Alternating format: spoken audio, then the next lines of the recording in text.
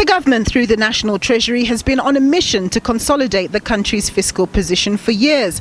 Simply put, it's been looking to narrow the gap between what it receives in tax revenue and what it spends. For far too long now, it's been spending much more than it actually receives in taxes.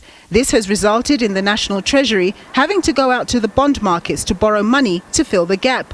And because the country's credit rating has been at junk status for over a decade, the interest rates that we pay for those loans are substantial. Since 2020, when the COVID pandemic hit us, expenditure has been dramatically curtailed, and the growth rate of expenditure since that period has been brought to a historically low rate of expenditure growth. So since 2012, we've had constrained expenditure. Since 2020 and the COVID pandemic, this constraint has been intensified quite dramatically.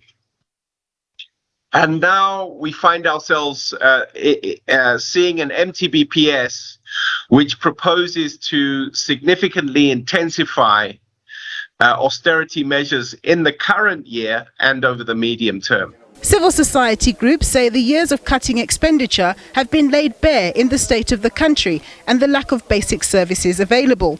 But also the issue of a capable state was raised, with that seen diminishing with each passing year. And you see it around Joburg, you see it in Cape Town, where there used to be a bus route. There's no longer a bus route. And we don't have these conversations. We don't talk about the erosion of the welfare state, essentially, because that's what we're talking about. We want to talk about a caring state, a caring economy. And so some of the work I've been doing with a colleague of mine, Lisa Vetten, is that this is essentially, we want to argue, is an uncaring state.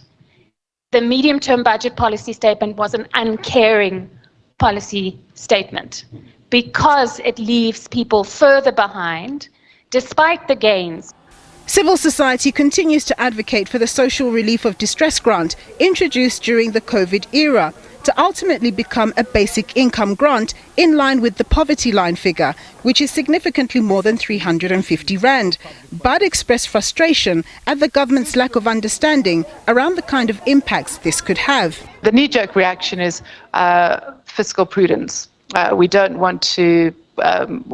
Growth is not large enough to guarantee that we know what's going to happen in the next 3 to 5 years. So we should keep our expenditure and not allocate it. So there is a deafness to the questions of what are poor people meant to do about not having food today, but also on the potential economic growth that could come from mass distribution at grassroots of money into poor economies.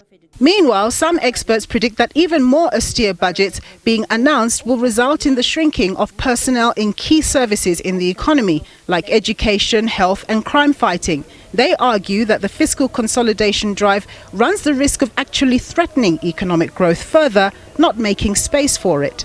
So it kind of rebounds on itself in a cycle. And the fundamental cause of this problem is slow growth.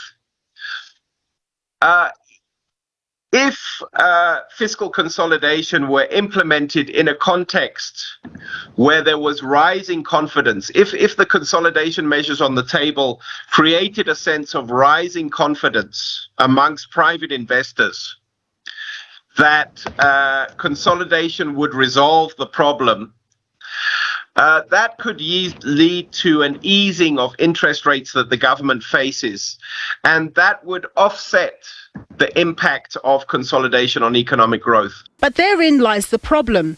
Business confidence continues to falter due to a myriad of factors. Load shedding and logistical constraints are a couple. Then there's service delivery at the municipal level, the higher cost of doing business and much more.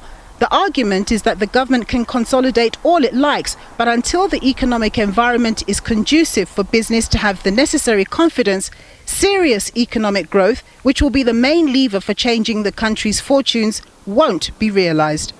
Nompumelelo Siziba, SABC News, Johannesburg.